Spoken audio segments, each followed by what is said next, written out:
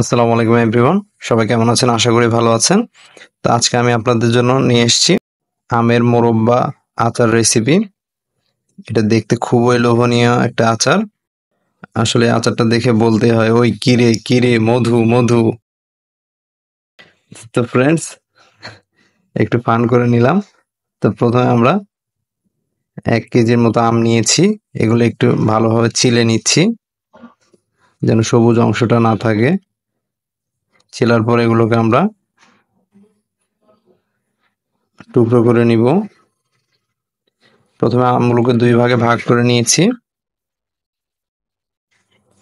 এরপর আমরা একটা ছুরির সাহায্যে এভাবে একটু কেচিয়ে নিচ্ছি।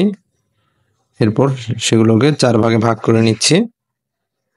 ছুরির সাহায্যে একটু এরকম স্লাইস করে নিলে তাহলে আমের ভিতরে চিনির শিরাগুলো ভালোভাবে ঢুকবে। তো এখন 2 চা চামচের মতো লবণ দিয়ে আমি আমগুলোকে পর্যাপ্ত পানি দিয়ে ভালোভাবে ভিজিয়ে রাখবো 1.5-2 ঘন্টার জন্য। এতে করে আমের যে ভিতরের কষটা থাকে এবং আমের যে টক ভাবটা, এটা অনেকাংশে চলে যাবে। যেহেতু আমরা এটা মোরব্বা স্টাইলে আচার করব, এখানে টক ভাব যত কম থাকবে বা যত কম টকযুক্ত আম নেবেন আপনারা, বা ফজলি হলে আরো ভালো হয়, কম টক এবং কম আঁশযুক্ত আম এখানে ইউজ করতে হবে। তা এখন পানি ঝরিয়ে নিয়েছি। এখানে আমগুলো দিয়ে দিচ্ছি 2 কাপ চিনি। আর এখানে আম রয়েছে মোটামুটি 700-800 গ্রামের মতো। এখানে 2 কাপ চিনি নিয়েছি আমি।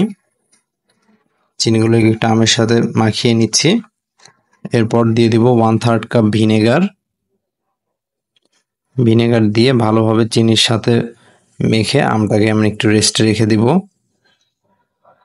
চিনিটা গলে যাওয়া পর্যন্ত। আধা ঘন্টার মতো রাখলেই দেখবেন যে চিনিটা গলে একদম পানির মতো হয়ে গিয়েছে। তো ফ্রেন্ডস, এখানে আমরা কিছু মশলা নিয়েছি শুকনো মরিচ, 5 ফোড়ন, ধনিয়া, জিরা, মৌরি এবং সাদা এলাচ আর দারুচিনি।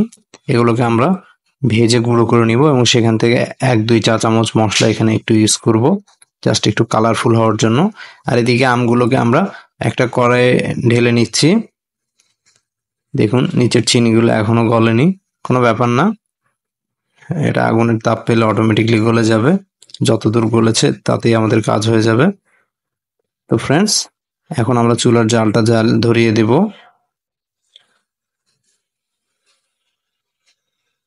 আমি দিয়ে দিচ্ছি আরো কিছুটা গরম মশলা, দারুচিনি দিয়েছি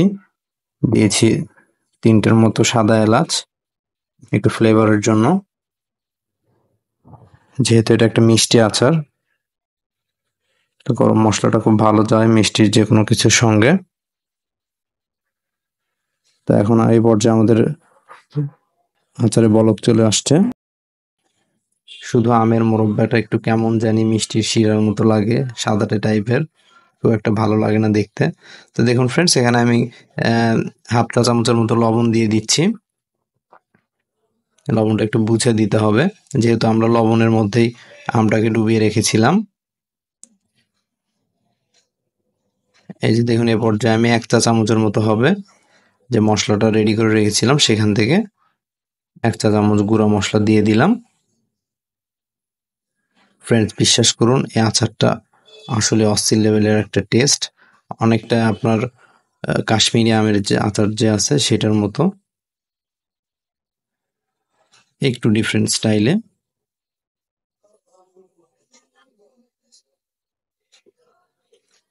তো আমরা এটাকে 2 টাইমস কুকিং করব।